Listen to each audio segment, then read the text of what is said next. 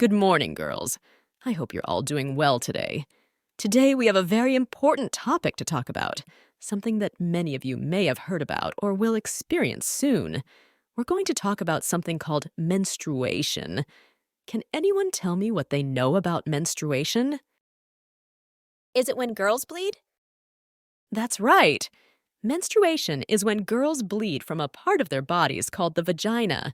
This bleeding happens every month, and it's a normal and natural process that happens as girls grow older. Today, we're going to learn more about menstruation and some new words that are related to it. Let's start by learning some vocabulary words together. Our first word is menstruate. Can anyone tell me what menstruate means? Is it when the blood comes out during a period? Exactly. When we say someone menstruates, it means that they experience bleeding from their vagina during their monthly cycle. Now, let's look at another word, premenstrual syndrome. Who can break down what this word might mean? Is it when someone feels bad before they get their period? Yes, that's correct. Premenstrual syndrome, or PMS for short, refers to the physical and emotional symptoms that some girls and women experience in the days leading up to their period. It can include things like mood swings, headaches, and feeling tired or irritable. Let's turn to our new vocabulary. The first word is menstruate. It's a verb. It means the process in which a woman's body sheds the lining of the uterus through the vagina during a monthly cycle. Here is an example. Sarah explained to her daughter that menstruation is a natural process that happens to females as they grow older.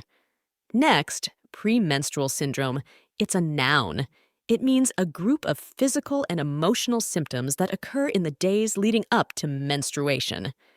Here is an example.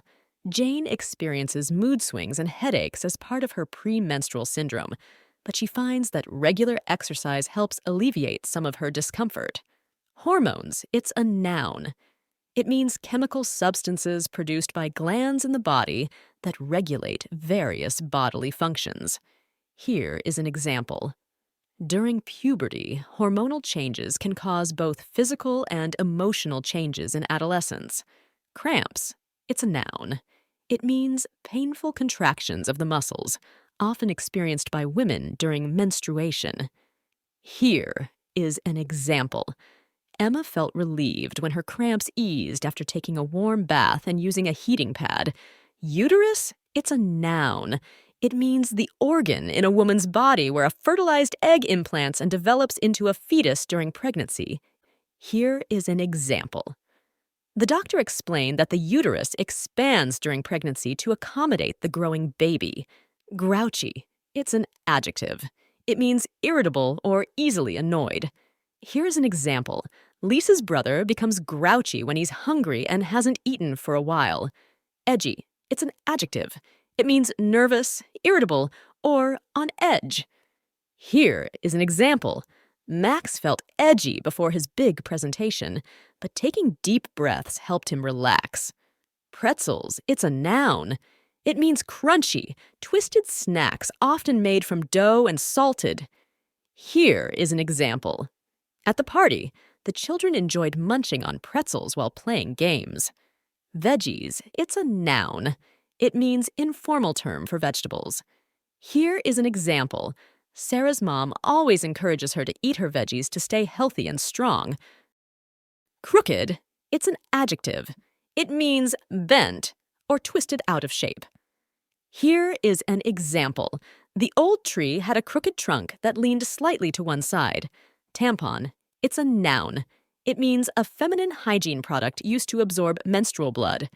Here is an example. Emily discreetly carried a tampon in her purse in case she needed it during her period. Vagina, it's a noun. The muscular canal in a woman's body that connects the uterus to the outside and is the birth canal. Here is an example. The doctor explained the importance of proper hygiene to keep the vagina healthy. Torn wrapper, it's a noun. It means the outer covering of a product that has been accidentally ripped or damaged. Here is an example. Sarah was disappointed to find a torn wrapper on her favorite candy bar, but she decided to eat it anyway. Applicator. It's a noun. It means a device used to insert tampons or other products into the vagina. Here is an example. Some tampons come with an applicator to make insertion easier for users. Slant. It's a verb. It means to incline or slope in a particular direction. Here is an example. The sunlight slanted through the window, casting long shadows on the floor. Urethra. It's a noun. It means the tube that carries urine from the bladder to the outside of the body in both males and females. Here is an example. The doctor explained that bacteria can enter the urethra, leading to urinary tract infections. Deodorant. It's a noun. It means a product applied to the body to mask or prevent body odor. Here is an example. After exercising, Sarah always applies deodorant to stay fresh and odor-free. Telltale. It's an adjective. It means revealing or indicating something, often implying a secret or hidden truth.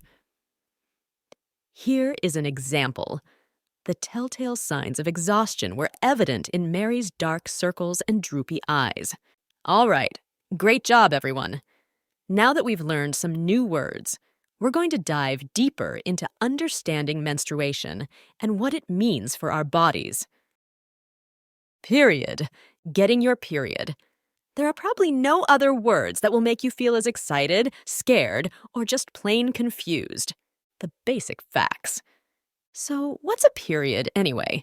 It's short for menstrual period, the period of time each month when fluid-containing blood flows out of the uterus through the vagina.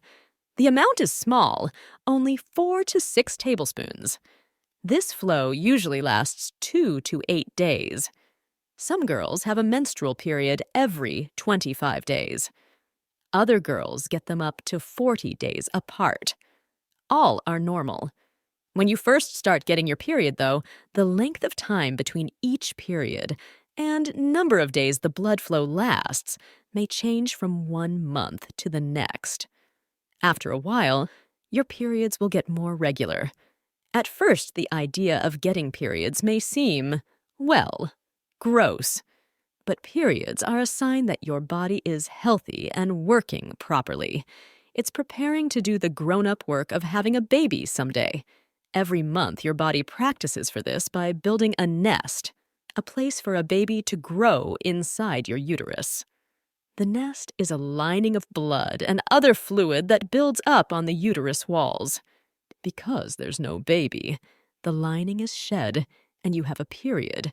It's all controlled by hormones, the chemicals that change your body from little girl to grown-up woman. Telltale signs. Most girls start to get periods between the ages of 9 and 15. You can't predict exactly when you'll get your first period, but your body may give you clues that it's on its way. Most girls start to menstruate, or get periods, about 1 to 2 years after their breasts have started developing and their pubic hair has begun growing in. Can other people tell whether you've gotten your period yet? Nope, not unless you tell them. Your first time. So the day comes when you get your period. It may announce itself with a bright red, rusty red, or dark brown stain in your underpants. What do? Don't panic. Wipe yourself as well as you can. If you haven't got a pad or tampon, or you don't know how to use one, fold up a wad of toilet paper, Kleenex, or paper towel to put into your underwear. Find your mom, an older sister, or a woman you trust. Take a deep breath and say, "I think I just got my period. Do you have something I can use?" You may feel like crawling into a hole, but remember, getting your period is normal. There's no reason to be ashamed. The older person will probably remember how it felt her first time and will be glad to help.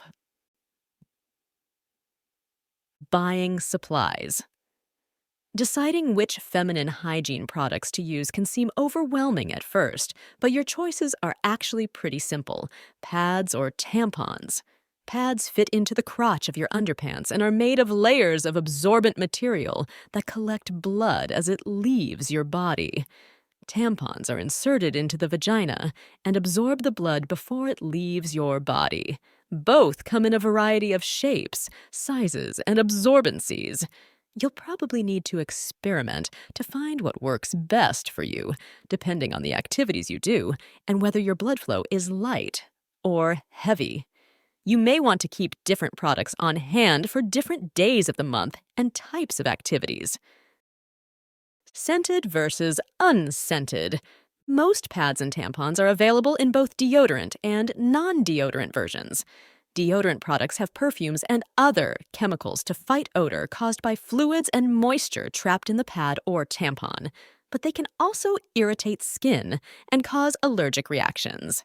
You're better off using unscented products and keeping yourself fresh by changing your pads and tampons regularly.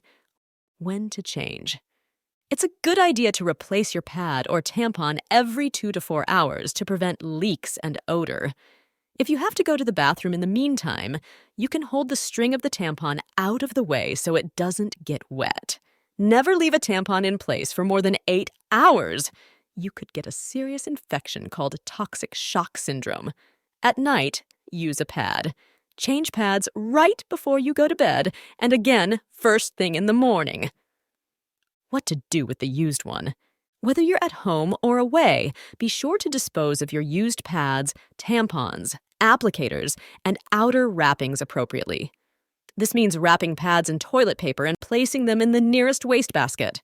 Some public restrooms have a bin in each stall for this purpose. Never flush a pad down the toilet.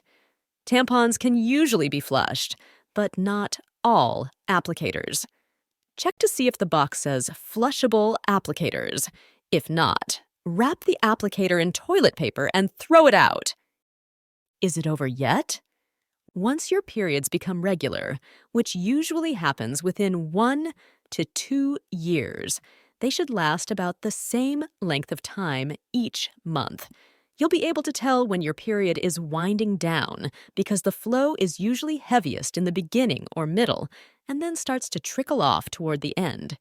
You may not see any blood on the pad or in the tampon for several hours or even a whole day. The color may change too, from bright red to brown. It's a good idea to wear a panty liner for a day or two, even after you think your period is over. If you go more than 2 days without seeing any blood, your period is probably finished. Keeping track. At first, it can be tricky to predict when your periods will arrive. Use a calendar to keep track of when they start and end. After a while, your cycle should become regular enough for you to be able to figure out when to expect your period. What is PMS? Once you begin to menstruate regularly, you may notice some patterns in how you feel right before your period. Sometimes these physical and emotional changes are referred to as premenstrual syndrome, or PMS for short. It's not a disease or an illness, just a natural part of your menstrual cycle. PMS is caused by hormones, chemicals that are released in your body at this time. The symptoms you feel can be a clue to when your period is coming, so you'll want to pay attention to them. Physical signs. Up to 2 weeks before your period, your breasts may feel swollen or more tender than usual. You may also notice that your body feels heavier, even puffy, and that your skin is more prone to breakouts. All of these symptoms will go away after your period begins. You may also feel cramps in your lower abdomen or back before and during your period. The cramps are because the muscles of the uterus are hard at work. Emotional signs. Your periods can also affect your moods. Some girls feel tired, irritated, grouchy, more emotional in the days leading up to their periods. If you find that your feelings are more intense during this time, know that this is perfectly normal. But when you're feeling extra edgy, try not to unleash your frustration on family and friends. Instead, try talking to them about how you feel. Doing so may bring kind words of support just when you need them most. And don't forget to treat yourself to some quiet time alone. Listen to music, take a walk, or write in a journal. You'll be glad you did. How to feel better. The best remedies for premenstrual aches and pains are fairly simple. Eat right, exercise, and treat yourself to some soothing heat. Medications. If headaches, backaches, or cramps make you feel crummy, there is medication at the drugstore that you can try. Talk to your mom or doctor to see what she recommends. Healthy eating. Cut down on salty foods such as pretzels and chips before your period. Salt makes your body retain water, giving you that puffy, bloated feeling. Eat plenty of fruits and veggies instead. Exercise. Stay active. Exercise is a great way to ease aches and pains and to lift your spirits, too. A brisk walk, a few laps in the pool, or a bike ride in the fresh air is always good medicine. Remember, there's nothing to be scared or worried about when it comes to periods. It's a natural part of growing up. You're all doing great, and I'm proud of you for being curious and engaged learners. Keep taking care of yourselves, and remember that you're not alone on this journey. Have a wonderful day, and I'll see you all next time.